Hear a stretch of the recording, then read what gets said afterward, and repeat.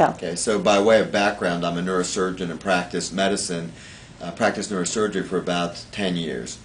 I was sued one time, and I was sued in a state that had actually implemented substantive tort reform. So I shouldn't really have been sued. And it turned out that the single expert who testified against me had actually been expelled from our professional society for delivering frivolous testimony. So this got me thinking, well, first the case was dismissed about 2 weeks before trial, but I didn't really feel as if I won. I felt as if I just lost less.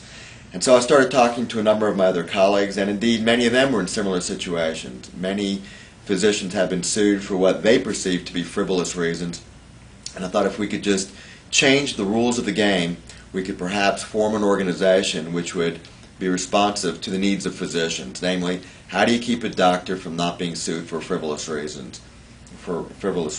And that's medical justice. We've been doing this now since 2002. We're now at 7 years and have about 2,300 physician plan members. And we've got a robust track record and I think pretty healthy brand recognition as being the leader in the field in terms of complementing what a traditional professional liability carrier would do, but we do more stuff on the front end and more stuff on the back end. So between what we do and what a professional liability carrier does, we try and bulletproof a physician. We can't address all lawsuits, but we try and keep the doctor from being sued for frivolous reasons. Do you consider yourself sort of an accidental entrepreneur? I had never planned to go down this road. I was perfectly comfortable as a practicing neurosurgeon, but I thought I had a problem, I needed to have it solved, and I became a missionary for this particular issue. I put a significant amount of personal money into it, was told by a number of attorney friends that I know this will never work, and then redoubled my efforts just to prove them wrong. So in a sense, I think not knowing everything propelled me in a direction that I otherwise might not have gone down had I had all the facts, because entrepreneurialism is very difficult. I can tell you, when I first launched, I did not know the difference between a product or service and a business. It's nice, you need a product and a service to have a business, but the thinking is that if you've got a nifty product or if you have a great service, the world just naturally beats a path to your door. And in point of fact, the product and service is probably the easiest part of all this. The next part is educating the world at large, explaining the value proposition, and creating a market that may not exist as it stands. And when we were out there, we were it. I mean, we're trying to introduce to the world at large something that did not exist before. And in some sense, that's even harder than putting together an improvement of an existing product or service, because the market's already educated. So here we were out there stating that we're new, we're great, come buy us. So if you could give one really valuable piece of advice to someone who wants to start a business, what would that advice be? Disabuse yourself of the romantic notion of what it is. It is great to have your own business. You are in control. It will cost you 3 times as much and take 4 times as long to meet your projections, meaning that be prepared to sacrifice. It is a long road, and the only people who prevail are those who are persistent. Occasionally you read about the lucky, but by and large, most people who undergo entrepreneurialism fail.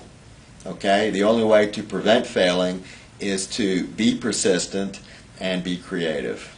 And so what would you consider the greatest rewards of being an entrepreneur for you? If deep down you embrace calculated risk, you will be doing what you're meant to do. That's number one. Number two, if you've got a great product and service, you'll have a lot of happy people. And I think that's satisfying in and of itself. And then finally, if you do a really good job and the world agrees that you've done a good job, you'll make some money. And you may make a lot of money. How much do you think luck factors into it? 5% or less. I mean, timing is everything. Having a great idea is important, but you want to have it at the right time. If you're too soon, then someone else will succeed. If you're too late, well, someone else already prospered from that. So I think creativity and persistence matter so much more than luck. And if you're relying on luck, keep your day job. What do you see for the future of your business? We plan to be the leaders in the area of how to protect physicians against threats. Right now, we're having a robust debate on health policy. We have now pushed our organization into the debate. We think that what has not been addressed is the whole issue of defensive medicine, that is, physician ordering tests just to cover their butts. And I don't know what the number is, but many people believe that if we could get a handle on defensive medicine, we could save anywhere between $100 and $200 billion a year. We think we have the solution to that, so people are now coming to us to ask our advice on how do we solve this problem. And we think we've got some interesting solutions to that, and we want to inject ourselves into that debate. Is Medical Justice the kind of company that would be ultimately sold, go public? What would be, I mean, you probably don't want to work to the day you die.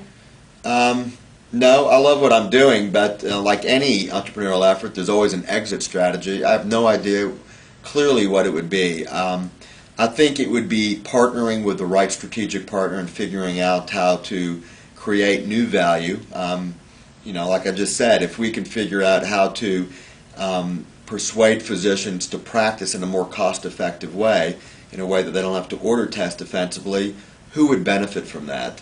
And perhaps that would be a payer. It could be businesses that currently have a large healthcare bill. So we're trying to find out who are the right strategic partners and ultimately extract value through those organizations. In closing, because I know your time is extremely valuable, I can't believe I've gotten time with a neurosurgeon for this interview, but if you could do it all over again, would you?